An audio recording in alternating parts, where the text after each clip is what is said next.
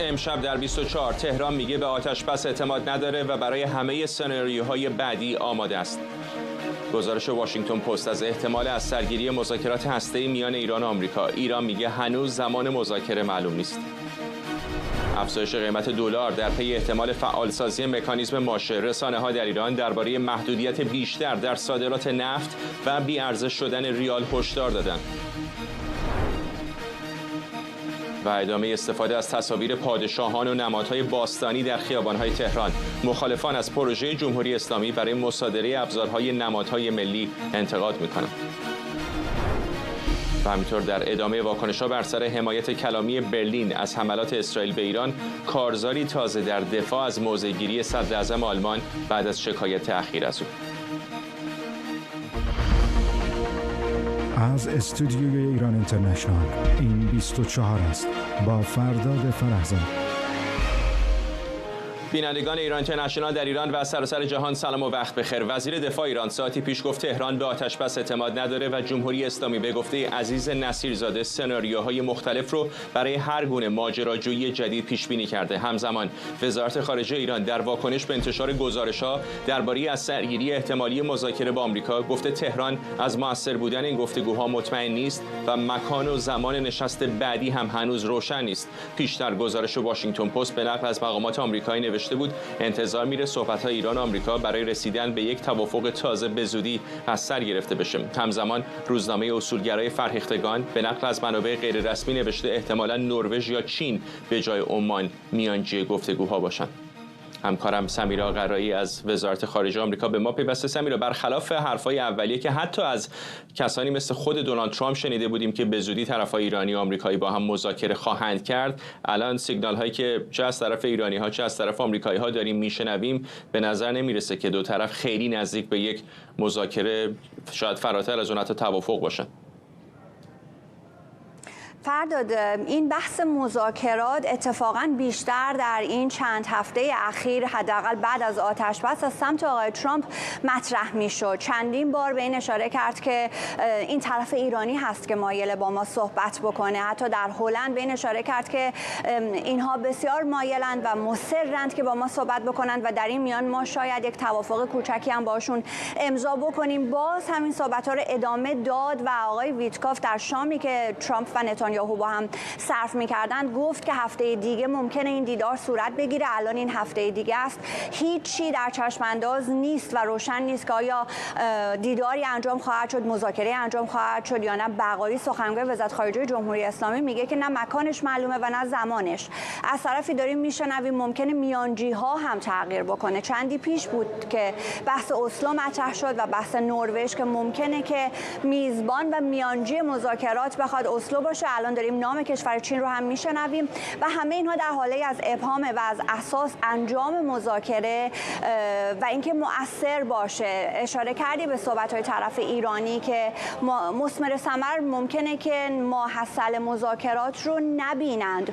نگاه بکنیم روز یکشنبه آقای نتانیاهو در صحبت با مارک لوین 3 تا نکته اساسی رو راجع به توافق گفت. یکی اینکه جمهوری اسلامی غنی‌سازی رو بگذاره کنار، یکی اینکه برد موشک‌های بالیستیک رو براش محدودیتی وضع بکنه و اینکه حمایتی نکنه از نیروهای نیابتی در منطقه. الان داریم میشنویم هم از سمت آقای بقایی هم از سمت عراقچی که جمهوری اسلامی دنبال مذاکراتیه که مثمر ثمر باشه یا خط قرمز خودش رو حفظ خواهد کرد که بحث غنی‌سازی هست. یک جمله‌ای رو آقای ترامپ داره در سیاست خارجیش که میگه صلح از طریق قدرت. شبی که حمله ایالات متحده رو مشاهد بودیم این جمله رو از زبان آقای نتانیاهو شنیدیم. باز امروز دقایقی پیش آقای نتانیاهو همین جمله رو گفته که صلح از طریق قدرت به دست بیاد. اول شما باید قدرت نشون بدید و بعد از اون هست که به صلح خواهید رسید.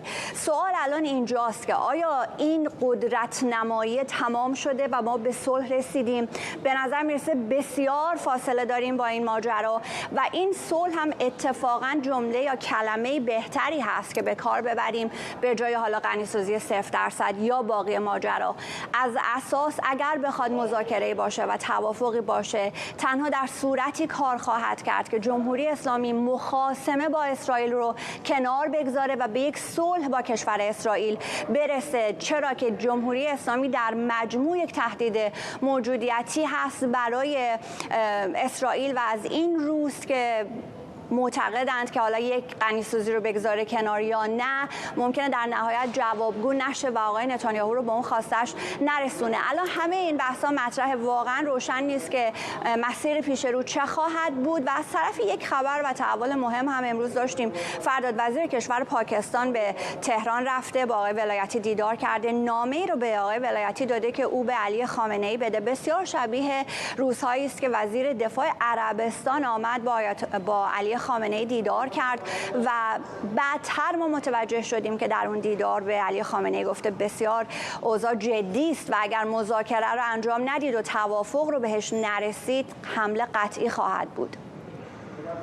ممنونم از تو سمیرا قرایی از وزارت خارجه آمریکا در واشنگتن. شکریا برادوس، پژوهشگر امنیت بین الملل و سیاست خارجی هم از ونکوور به ما پیوسته. خانم برادوس، اگر با همین مسیری که پیش رو می‌بینیم دو طرف پیش برن، آیا گزینه دیگری جز رویارویی می‌بینید؟ نه، چون که سوالتون رو درست گفتید. دقیقاً اگر هر دو به این مسیری که دارن میگن جلو برن، مسیری که ترامپ میخواد تسلیم جمهوری اسلامیه، چون که الان جمهوری اسلامی گزینه‌هاش چیه؟ من اسمشو توافق نمیذارم، من اسمشو تسلیم میذارم. چیزی که الان وجود داره، کارتایی که جمهوری اسلامی داره، طرف آمریکایی اسرائیلی کاملا میخواد اون کارتا رو ازش بگیره و این یک نوع اومدن روی میزیه که بخوان اون تسلیم شدن رو امضا کنن. در مورد جمهوری اسلامی، چون که تمام اون قدرت و اون به نظر من قدرتی که ساخته بود از خودش قبل از این جنگ 12 روزه، کاملا اون قدرتش شکسته. یعنی حالا نمیخوام این کلمه رو استفاده کنم ولی کلمه دیگه تو ذهنم نمیاد. اون ببر کاغذی که ساخته بودن رو اون رو دیدن که اون قدرتی نبوده که جمهوری اسلامی داشت تهدید میکرد. سخنان فرماندهانش که الان دیگه زنده نیستن، تمام این نشون داد که اون قدرت نیست. پس الان جمهوری اسلامی در یک کوچه بن‌بستیه که یا به طرف دیوار میره و نابود میشه یا برمیگرده و تسلیم میشه و اون کارتایی رو که داره کاملا تسلیم میکنه، یا اینکه گزینه سوم وجود داره و جمهوری اسلامی اگر بخواد تسلیم نشه، اینجا به نظر من میخواد که ایران رو به یک زمین سوخته تبدیل کنه، چون که با قدرتی که الان اسرائیل الانم در ایران داره نشون داده بدون اینکه الان ما در مورد آتش بس صحبت میکنیم ولی عملاً آتش بسی از نظر اقداماتی که وجود داره در داخل ایران وجود نداره. یعنی اسرائیل از همین آتش بس داره استفاده میکنه. حالا با خبری که جمهوری اسلامی خیلی جالبه، خب در تاریخ هم جالبه، کشوری که اینگونه مورد حمله قرار میده، هر یک از این ترورهایی که در داخل داره صورت میگیره به نشتی گاز و به یک بهانه‌ای داره از زیر این مسئولیت که به عنوان یک دولت توان حس امنیت رو نداره، داره شانه خالی میکنه. شو الانم که الان اسرائیل داره در داخل ایران عملیات نظامی رو انجام میده و این آتش بس از نظر خب در سطح قدرت سطح نظامی بیشتری که ما در مورد آتش بس صحبت میکنیم، وگرنه از نظر عملیات نظامی و عملیات که الان اسرائیل دستش بازتر هم است، الان در ایران داره این عملیات رو انجام میده. پس واقعا چیزی که وجود داره جمهوری اسلامی، من هیچ گزینه‌ای رو نمیبینم که جمهوری اسلامی بخواد از اینجا در این بن‌بستی که قرار داره بدون شکست بیاد از این مبحث خارج بشه. خانم برادوس، قبل از این جنگ خیلی ها میگفتن جمهوری اسلامی به فشار پاسخ نخواهد داد مگر اینکه فشار خیلی سنگین باشه. دیگه بالاترین فشار ممکن، یعنی جنگ رو هم جمهوری اسلامی به جان خرید. چطور هست به نظرتون؟ آیا با ریل پالیتیکس ارتباطشون قطع هست یا واقعا دستشون در زمینه‌های پر هست که همچنان پای موضع ایستادن؟ جمهوری اسلامی از کارت‌هایی که داشته کاملا استفاده کرد، یعنی کارتی نمونده که بخواد استفاده کنه. کارت گروه‌های میلیشیایی رو داشته. خب می‌دونید بعد از جنگ ایران عراق اون حالت دفاع به طرف جلو رو که داشتن، بعد از 2011 و بهار عربی اومدن دیگه حمله به طرف جلو رو انتخاب کردن. فکر کردن خب در خاورمیانه در سوریه قدرت گرفتن، در همسایگی اسرائیل الان میتونن راحت‌تر مبارزه کنن و قدرت بیشتری دارن. 7 اکتبر که اتفاق افتاد، جمهوری اسلامی در ماه‌های اول فکر کرد خب الان دیوار امنیتی اسرائیل رو شکسته و موفق بوده و وقتی که اسرائیل به حزب الله رو زد، حسن نصرالله رو زد، اینجا بود که کاملا بازی برعکس شد و کاملا تمام قدرت جمهوری اسلامی رو مثل اینکه تله گذاشته باشن، جمهوری اسلامی داخل چین تله افتاده باشه. حالا من دارم لفظش استفاده میکنم، اگر نمیشه گفت تله گذاشته شده، اون از سیاستی که استراتژی اشتباهی که جمهوری اسلامی انتخاب کرده بعد از اون بود که کاملا برعکس شده. جمهوری اسلامی این کارت گروه شبه نظامی رو از دست داد، کارتی که می‌خواست برنامه هسته‌ای رو به عنوان یک کارت استفاده کنه که در مذاکرات امتیاز بیشتری داشته باشه و این رو هم داره کاملا از دست داده، چون که خب الان پایه نظام هسته‌ایشو از دست داده، مورد حمله قرار گرفته از طرف آمریکا، چیزی که می‌خواد انکار کنه، مثلا آمریکا رو مطرح نکنه در این حملات. و کارتی که الان وجود داره برنامه موشکیشه. برنامه موشکیش هم یکی از اون کارتاییه که الان استفاده کرده علیه اسرائیل. درست خساراتی هم به اسرائیل زده، ولی این آخرین کارتی که وجود داره و الان تو شرط و شروطایی هم که الان وجود داره برای همین تسلیم شدن، من اسمشو میگیرم، برای همین بخواد توافق کنه، یکی از شرطاش همیشه ما گفتیم بعد از برنامه هسته‌ای برنامه موشکی خواهد بود. الان این کارت رو داره، ولی این کارت هم احتمالی که بخواد ازش استفاده کنه در آخرین فشار، در جواب سوال شما که فشار بیشتری وارد بشه چه خواهد کرد، همون کارت اون قسمتی از اون موشک‌ها یا پرتاب‌های موشکی که در دست داره و خیلی هم کم هست، اونها رو استفاده خواهد کرد و اینجاست که ایران رو به زمین سوخته به نظر من تبدیل خواهد کرد و برای نجات خودش حاضره که هم مردم رو قربانی کنه. چرا میگم مردم؟ چون که ممکنه همین پرتاب‌های موشک رو به داخل مناطق مسکونی ببره و اینجاست که از مردم ایران به عنوان یک سپر انسانی استفاده خواهد کرد و به نظر من چیزی که در غزه دیدیم در مقابل حماس در مورد ایران هم صدق خواهد کرد و اینجا مردم نمیتونن این حملات رو متوقف کنن حتی اگر سپر انسانی بشن. ممنونم. شکریه. برادوس پژوهشگر امنیت بین‌الملل و سیاست خارجی از ونکوور. در تهران بعضی رسانه‌ها از افزایش احتمال فعالسازی مکانیزم ماشه توسط کشورهای اروپایی و پیامدهای بازگشت تحریم‌های گسترده بین‌المللی بر اقتصاد ایران ابراز نگرانی کردند. همزمان قیمت دلار آمریکا امروز در بازار آزاد با افزایش 1000 تومانی نسبت به دیروز به مرز 90000 تومان رسید. محمود نبویان نایب رئیس کمیسیون امنیت ملی مجلس گفته بازگشت به این قطعنامه‌ها ضربه خاصی به جمهوری اسلامی وارد نمی‌کنه. سیامک جوادی مدرس و پژوهشگر اقتصاد مالی در دانشگاه تگزاس به ما پیوسته. آقای جوادی، واقعا آیا اینطور هست؟ بالاخره در طول جنگ 12 روزه هم اینطور نبود که دلار مثلا 120,000 تومان شده باشه؟ آیا فکر می‌کنید میتونن تحمل بکنن در صورت فعال شدن مکانیزم ماشه فشار اقتصادی رو؟ ببینید، حالا در خصوص اینکه تو دوره جنگ 12 روزه قیمت به 120 نرسید، یه علتش اینه که خب بازار رو به اون معنی که خرید و فروش در جریان باشه رو تعطیل کرده بودن. اگه خرید و فروش در جریان بود حالا نمیشه گفتش که واقعا قیمت های رو 85 تومن 90 تومن میمون یا میرفت بالای 100 تومن. اینا خب بسته بودن، خرید و فروش اتفاق نمیافتاد. ولی در خصوص مکانیزم ماشه به اعتقاد من حاکمیت خیلی به نظر میاد درک دقیقی نداره از این قضیه که تبعاتش چیه. این مکانیزم ماشه متفاوت از تحریم‌های امریکاست. این چیزیه که میره تو شورای امنیت و تقریبا تمام جهان رو ملزم میکنه به این تحریم‌ها. یعنی نوعی که تحریم‌ها اعمال خواهد شد بعد از مکانیزم ماشه اصلا قابل مقایسه با شرایط الان نیستش.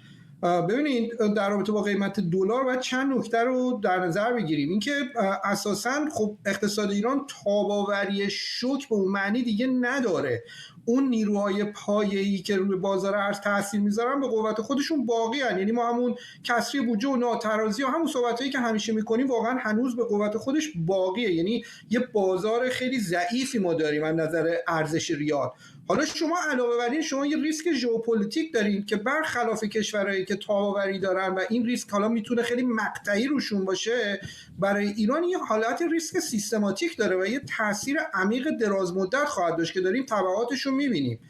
از طرف دیگه علاوه بر این شما دارین یه لایه دیگه هم دارین اضافه میکنین که اونم همین مکانیزم ماشه است. شما توجه بکنید فقط توی همین جنگ 12 روزه تأثیری که این جنگ داشت روی عرضه و تقاضای کلان که باعث شد قیمت‌ها اینقدر بالا بره، تخم مرغ 30% فقط تو همین یه ماه رشد کرده.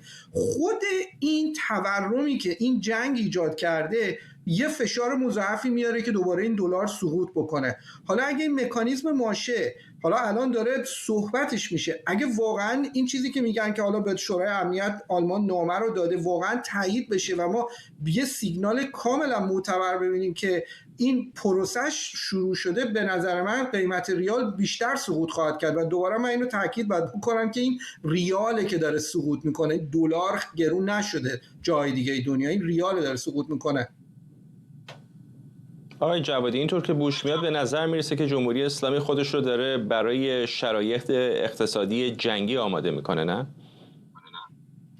ببینید من واقعیتش به نظرم میاد اینا درکی ندارن که وضعیت چجوریه. ببینید آقای عارف برگشته گفته که باید اون ظاهرا بخشنامه‌ای دادن که قیمت‌ها رو برگردونن به قبل حمله اسرائیل و گفته اجرای این لازم الاجراست. اصلا این که معاون اول رئیس جمهوری همچین صحبتی میکنه نشون میده که اصلا هیچ درکی از مسائل خیلی پایه‌ای اقتصاد نداره. شما نمیتونین که زوری قیمت‌ها رو برگردونین به قیمت‌هایی که قبل حمله اسرائیل بوده. من موندم این آقای مدنی زاده الان کجاست؟ آیا قراره با این داستانا همکاری بکنه یا نکنه؟ ببینید تو آمریکا هم تو دوره نیکسون یه دوره کوتاه این کارو کردن، ولی فهمیدن که تاثیرات مخربش خیلی زیادتر از اون تاثیرات مقطعی کوتاه مدتی که حالا ممکنه مثبت باشه. به نظر من حاکمیت منابعش هم حتی نداره که بخواد به اون معنی آماده باشه براشون. اینا حتی برای وارد کردن کالای اساسی هم دچار اختلالن. من خیلی خوشبین نیستم که واقعا به معنی واقعی کلمه بتونن آماده بشن برای شرایط جنگی، همینجوری کت خدامنشانه جلو میرن. چقدر نگاهشون به شرق، به چین، به روسیه میتونه راهگشا باشه در این شرایط بحرانی؟ خب این یه شعاری بود که دائم اینا میدادن که ما رویمون رو به شرق میگردونیم و خیلی میخواستن خودشون رو جوری جا بزنن که انگار یه متحد راهبردی چین و روسیه هستن، ولی این جنگ کاملا نشون داد که از سوی چین و روسیه همچین چیزی نیستش واقعا. حالا درسته که الان تو اخبار هست که ما بیشترین صادرات نفت رو به چین الان داریم و چین داره میخره، ولی واقعا در مقابل هزینه هایی که کشور داره و مشکلاتی که کشور باش روبروه، به نظر من چین و روسیه به هیچ وجه نمیان منافع خودشونو و ریسک این که بخوام با آمریکا درگیر بشن و حالا الان ما تو وسط جنگ تعرفه‌ای چین و آمریکا هم هستیم، بخوام بیان از ایران طرفداری بکنن. روسیه دنبال مسائل اوکراین، چین هم در نهایت دنبال مسئله تایوانه. خیلی ایران به صورت متحد استراتژیکشون به نظر من نگاه بهش نمی‌کنن که بخوام هزینه‌ای بابتش بدن. کما اینکه تو جنگ 12 روزم علیرغم یه سری بیانیه و شعار ما واقعا هیچ حمایت معنیداری از این دو کشور ندیدیم. ممنونم از شما. سیامک جوادی، مدرس و پژوهشگر اقتصاد مالی در دانشگاه تگزاس. از زمان شروع جنگ ایران و اسرائیل استفاده گسترده از نمادهای ملی در اماکن عمومی و صدا و سیما با واکنش‌های زیادی همراه شده. در تازه‌ترین اقدام شهرداری تهران بنری با چهره شاپور ساسانی پادشاه دوران باستان نصب کرده و او رو سرباز ایران معرفی کرده. بسیاری از کاربران در شبکه‌های اجتماعی و همینطور فعالان سیاسی میگن این اقدام تلاشی از سوی جمهوری اسلامی برای استفاده ابزاری از نمادهای ملی برای جلب حمایت مردم و اون رو در تناقض آشکار با سیاست‌های 40 سال گذشته جمهوری اسلامی برای کمرنگ کردن نمادهای تاریخی ایران میدونن. مرداد قاسمفر، روزنامه‌نگار و تحلیلگر مسائل ایران از ویرجینیا با ما. آقای قاسمفر، طبیعی در هر شرایط جنگی معمولا ملیگرایی در همه جای دنیا خیلی پررنگ میشه، ولی خب جمهوری اسلامی نزدیک بالای 4 دهه خودش به خواست خودش این نمادهای ملی رو کنار گذاشته. چقدر الان واقعا این تلاشش برای احیای اینها جواب داره میده رو زمین به نظرتون؟ خب ببینید، این حرکتی که جمهوری اسلامی بعد از این جنگ 12 روزه انجام داد به گمان من یک امر کاملا فکر شده و اثر تصادف واقعا نبود دیگه. یعنی عملا جمهوری اسلامی در یک موقعیتی هست که چند تا مسئله رو سعی کرده با این موضوع به زعم خودش حل بکنه. یکیش این است که خب بالاخره جمهوری اسلامی یک نظام مصرفگراست، یعنی که به دلیلی که سترونی در هویت و ذات این نظام از همون ابتدا وجود داشته، با مفاهیم مدرن و رفع نیازهای انسان امروز ارتباط بسیار اندکی داره. به تجربه ما دریافتیم در نیم قرن گذشته که این گونه بوده. بنابراین اول تمام سرمایه‌های مذهبی خودش رو مصرف کرد، از مذهب شیعه گرفته تا به طور کلی تاریخ اسلام، در هر زمینه اون رو مصرف کرد و به تدریج وقتی که دید این به انتها رسیده، نهایتاً سعی کرد که سراغ مفاهیم دیگر بره. ما در دوره جدید ایران در واقع شاهد یک باززایی ایرانیان هستیم برای بازنگری هویت خودشون. بنابراین هویت ایرانی، مفهوم ایران، تاریخ ایران و آنچه که پیشتر در نیم قرن گذشته از طرف جمهوری اسلامی سعی شده زدوده بشه از همه عرصه‌های فرهنگی، آموزشی، تربیتی و عرصه اجتماعی و حتی زیبایی شناسی در معماری و در هر چیز دیگری که در جامعه ایرانی بود، اونها رو نماد واپسگرایی در واقع تلقی کردند. به یک باره جمهوری اسلامی سعی کرد از این ذخیره استفاده نشده حالا این بار استفاده بکنه. چند تا دلیل هم داشت. بعد از جنگ اسرائیل، در واقع جنگ 12 روزه، مردم ایران خودشون رو یک باره بی‌پناه دیدند و دیدن که یک نیروی خارجی چجور میتونه به طرز بی سابقه ای جامعه ایران رو در معرض یک خطر بی انتها قرار بده. بنابراین احتمال شورش‌های خیابانی تقویت شد در جامعه ایران، شورش‌هایی که پیش از اون هم به صورت آتشفشانی در نقاط مختلف در سالهای مختلف ما در ایران شاهدش بودیم. بنابراین جمهوری اسلامی نیاز داشت که با تهییج احساسی جامعه ایرانی الان جنگی رو که متعلق به مردم ایران نیست، متعلق به مردم ایران جلوه بده. ما دیدیم که بسیاری کنار او ایستادن، کسانی که حتی انتظار نمیرفت که این فریب رو بخورن اما خوردن. و یکی از عوامل اصلی اون مسئله در واقع یک جور تعصیب مفهوم میهن بود و مفهوم ایرانگرایی بود و با مفهوم میهن، با مفهوم ایرانگرایی سعی کرد این جمع پراکنده رو گرد بیاره و از طرفی شورش‌های خیابانی رو تا حد زیادی مهار بکنه. از طرف دیگه مفهوم ایرانگرایی یک مفهومی است که در سالهای اخیر در بین اپوزیسیون داخل و خارج بسیار بسیار گسترده شده و طرفدار پیدا کرده و خیلی طبیعی هم از ایرانیان هرگاه که در واقع در طول تاریخ رانده شدن از هویت واقعی خودشون به زور و به اجبار، به صورت یک آهنربای قوی باز دوباره انگار یک مغناطیس قوی اونها رو بازگردونده به این هویت. الان که جمهوری اسلامی شروع میکنه در واقع در چنین وضعیتی به یک بازآرایی زبانی و ظاهری در واقع و بنابراین با طرح دوباره مفهوم میهن و هویت ایرانی و اسم پادشاهان مثل کوروش، شاپور ساسانی، داریوش که حتی ما از خاطرمون نرفته که در همین کشور حتی فرزندان ایرانی رو اینها در ثبت اسناد اجازه نمیدادن، ثبت احوال اجازه نمیدادن که اسم اینها رو به این نام ها انتخاب بکنند و اسمای ممنوعه بود. بنابراین الان خب مشخصه که یک استفاده که میکنه در واقع یک جور تسخیر هویتی با هدف فریب بیشتر نیست این ماجرا.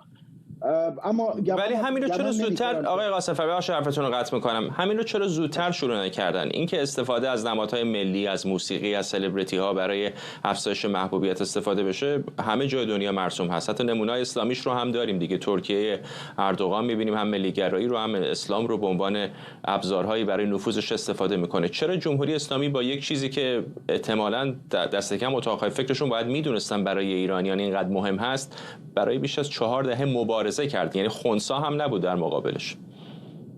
راستش بخوای این پرسش مبتنی بر یک عقل سلیمه و آنچه که ما در جامعه ایرانی، در جامعه جمهوری اسلامی در 47 سال گذشته دیدیم همواره و در شرایط مختلفی تهی از عقل سلیم بوده. اما علت این که در واقع این کار رو نکردند، جدای از این موضوع، واقعا به گمانم این هست که جمهوری اسلامی یک نظام ایدئولوژیک مبتنی بر شیعی گرایی اسلامگرا و مغایر با هر هویت دیگری هست که او رو به چالش میبره. یکی از مهمترین این هویت‌ها هویت ایرانیه و از اونجایی که نظام پیشین در ایران تکیه بسیار زیادی در تمام دوران 50 و چند سالش بر هویت ایرانی داشت، جمهوری اسلامی برای بازتعریف خودش نیاز به یک هویت تازه داشت که این رو در هویت شیعی سعی کرد پیدا بکنه.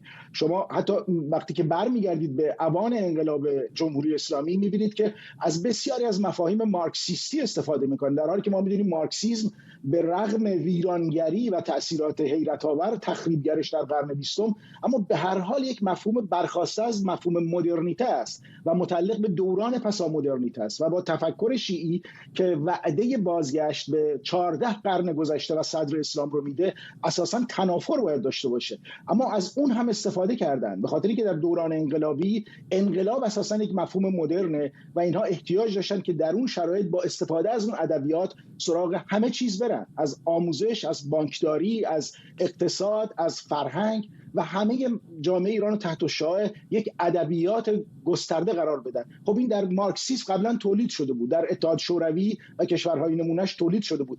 میبینید که جمهوری اسلامی نهایتاً از هر چیزی که در هر جایی بتونه استفاده بکنه اون رو به خدمت میگیره.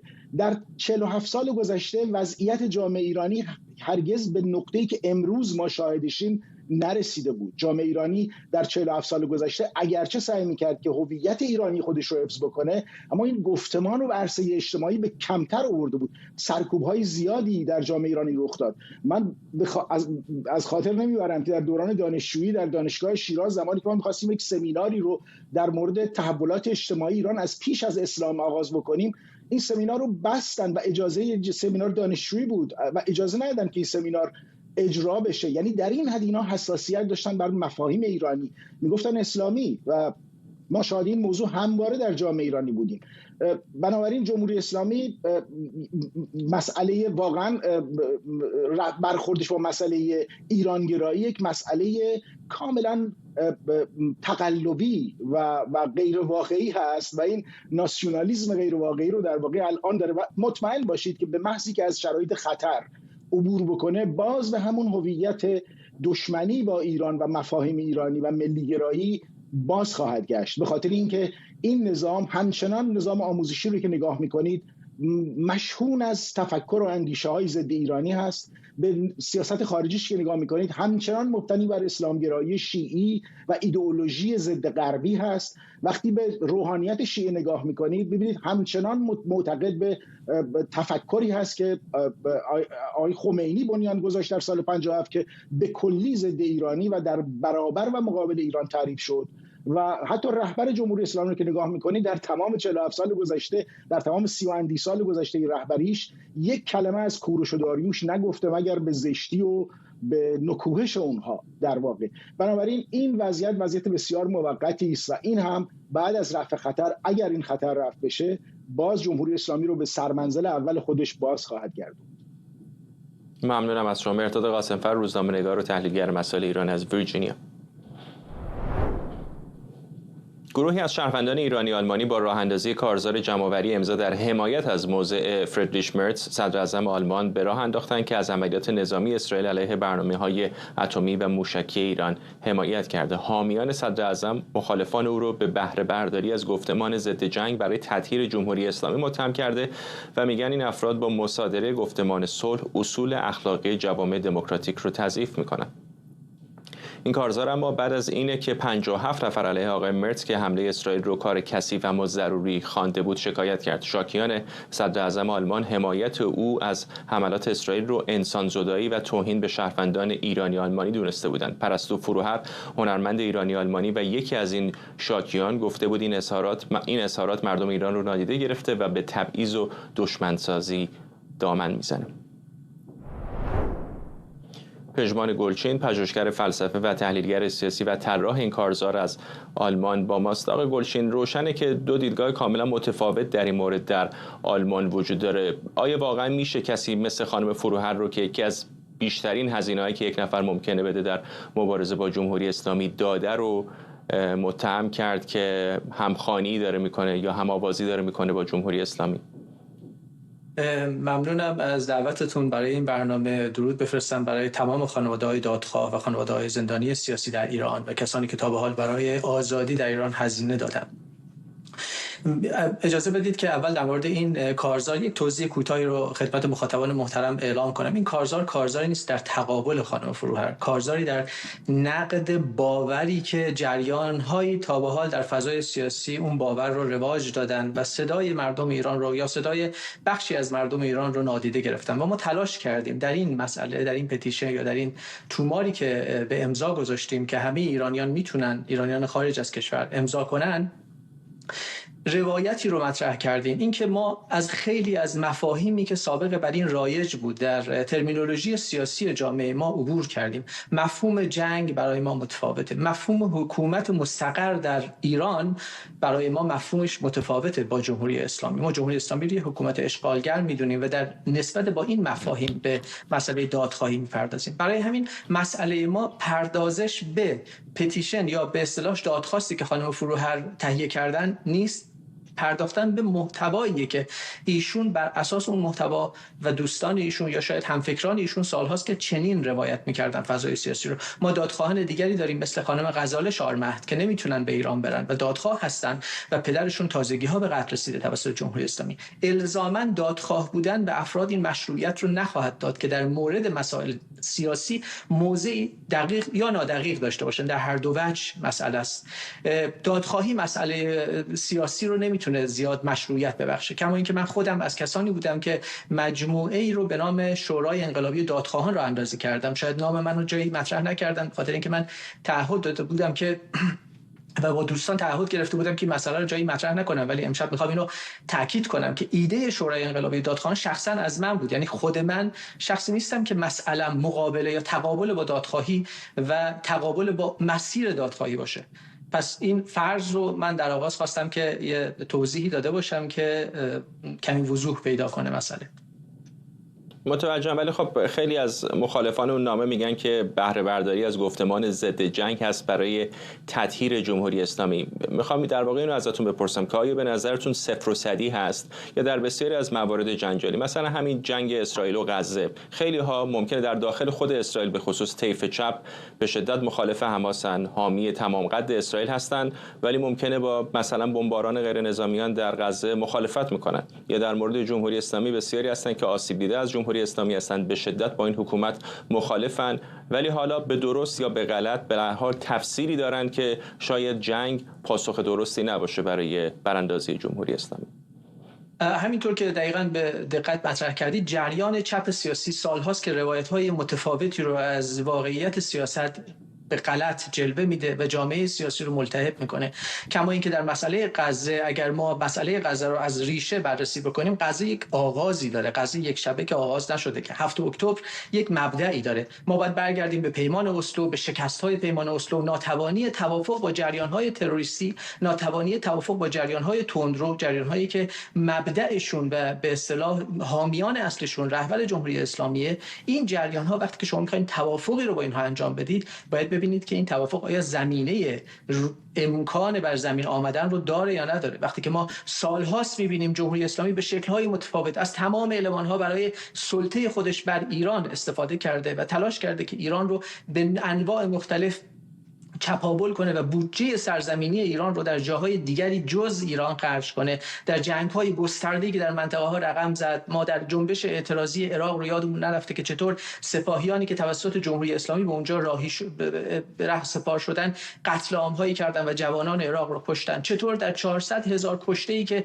در دوره اسد در سوریه قتل عام بزرگی که اونجا اتفاق افتاد، دست جمهوری اسلامی اونجا کاملا وسط بود. در یمن، در لبنان، در انفجار لبنان بحثایی شد که دست جمهوری اسلامی وسط بود. در انفجار آمیا در آرژانتین، اینها بودجه‌ایه که جمهوری اسلامی به واسطه سلطه‌اش بر ایران و اشغال ایران این بودجه رو به نفع خودش استفاده میکنه. و خانم فروهر در بیانیه‌شون رسما جمهوری اسلامی رو به مثابه حکومت حاکم در ایران یک حکومت ایرانی خطابش کردن. و این مسئله‌ایه که ما با هم اختلاف در روایت داریم، اختلاف در تفسیر از اوضاع داریم. جمهوری اسلامی برای بسیاری از مردمان امروز ایران یک حکومتیه که اشغال کرده ایران رو و قاعدتاً با توجه به اینکه خانم فروهر برای خودشون این حق رو لازم دونستن به عنوان یک شهروند آلمانی از قانون اساسی آلمان استفاده کنن و صدر اعظم آلمان رو محکوم مثلا ادعا کنن در دادخواستشون و در شکایتنامه‌شون که ایشون مجرم قلمداد شده در اون متن، حالا یا خطاب شده که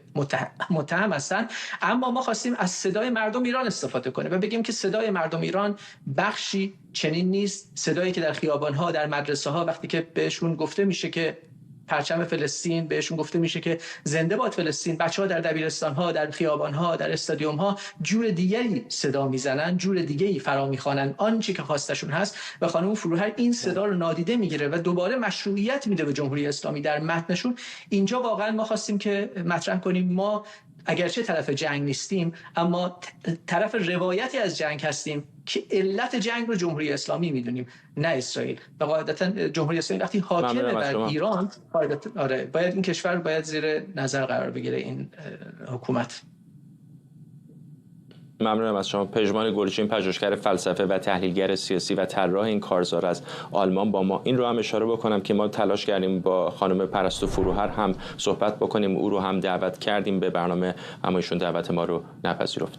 رئیس جمهوری آمریکا میگه در صورتی که مسکو ظرف 50 روز با توقف جنگ در اوکراین موافقت نکنه، تعرفه‌هایی تا سقف 100% علیه تجارت خارجی روسیه اعمال میکنه. ترامپ در جریان دیدار با مارک روته دبیرکل ناتو در کاخ سفید گفته که این تعرفه‌ها ثانویه است و شرکای تجاری روسیه رو هدف قرار خواهند داد تا مسکو در اقتصاد جهانی منزوی بشه.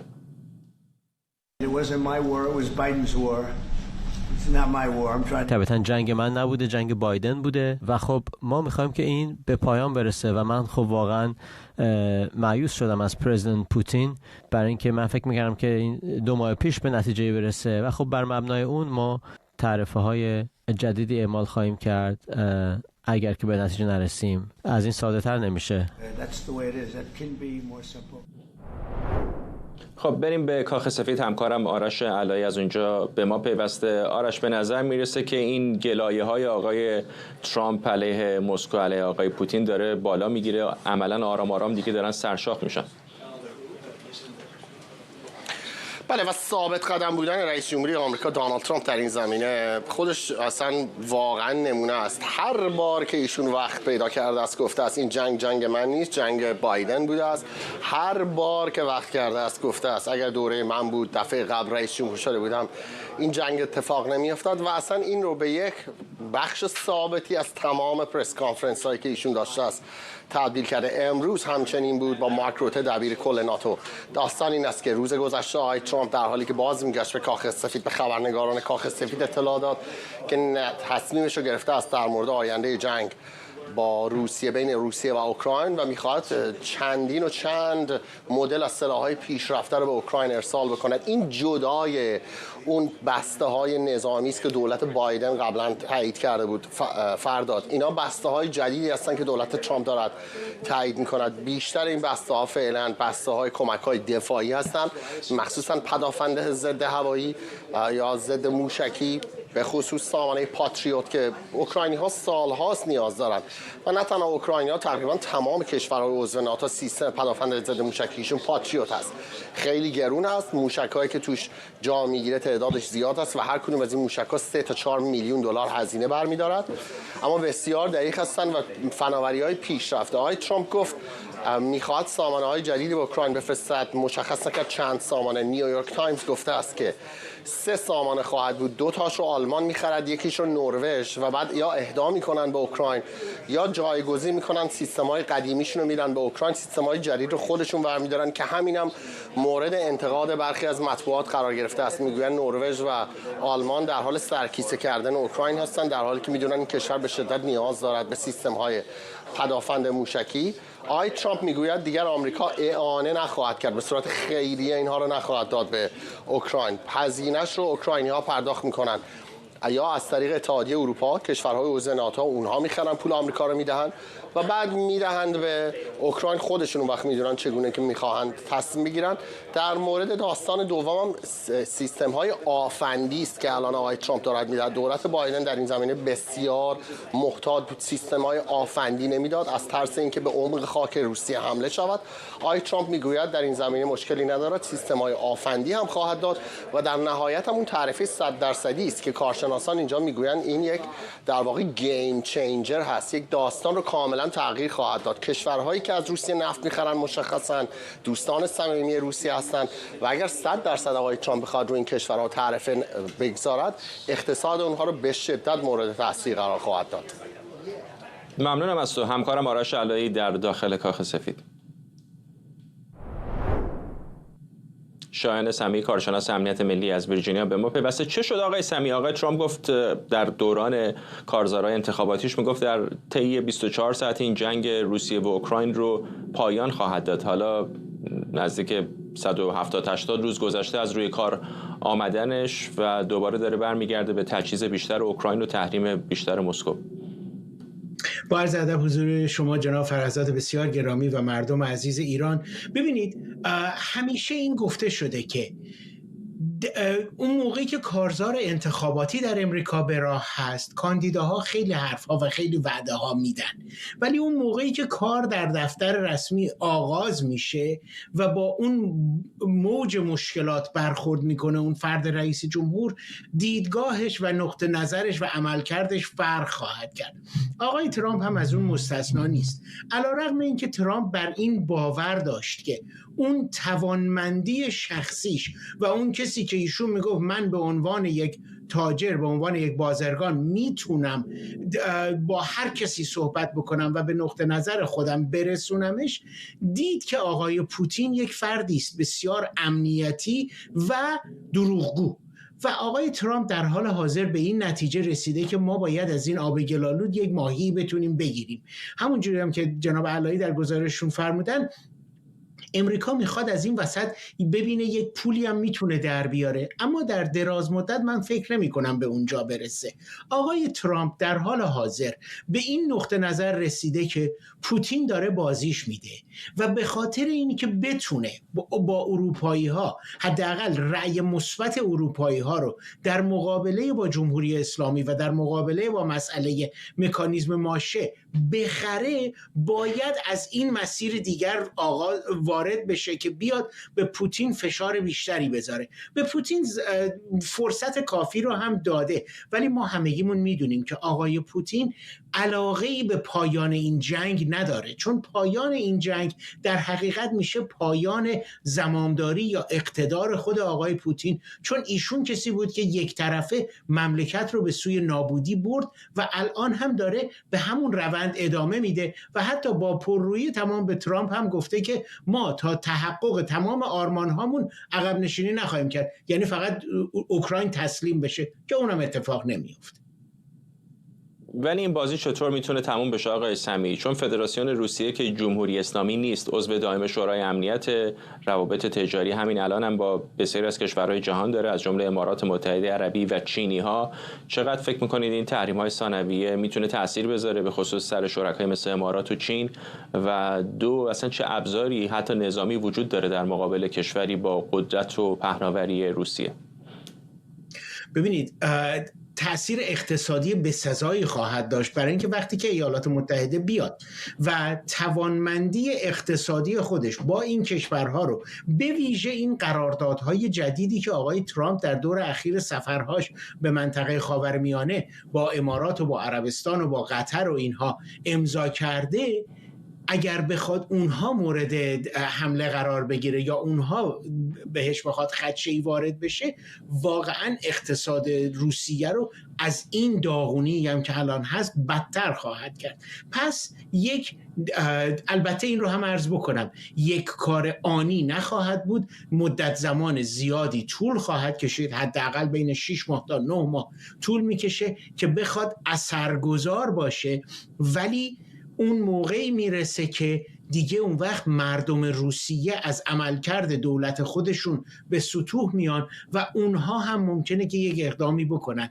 به نظر من این حداقل هماوایی که الان آقای ترامپ داره با ناتو نشون میده در همین راستاست. میخواد اونقدر عرصه رو بر پوتین تنگ بکنه که اون بیاد خودش تسلیم بشه. من بر این باور هستم که این کشورهای بزرگ، حالا به استثنای چین، ولی بقیهشون این هماوایی رو با ایالات متحده انجام خواهند داد و پوتین بسیار بسیار ایزوله خواهد شد.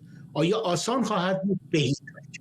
ولی آیا عملی خواهد بود و نتیجه بخش خواهد بود؟ 100%. ممنونم از شما. شاهین سمی، کارشناس امنیت ملی از ویرجینیا. و ممنونم از شما که بیننده برنامه 24 امشب هم بودید. این برنامه رو کمی دیرتر میتونید دوباره در یوتیوب ایران اینترنشنال ببینید.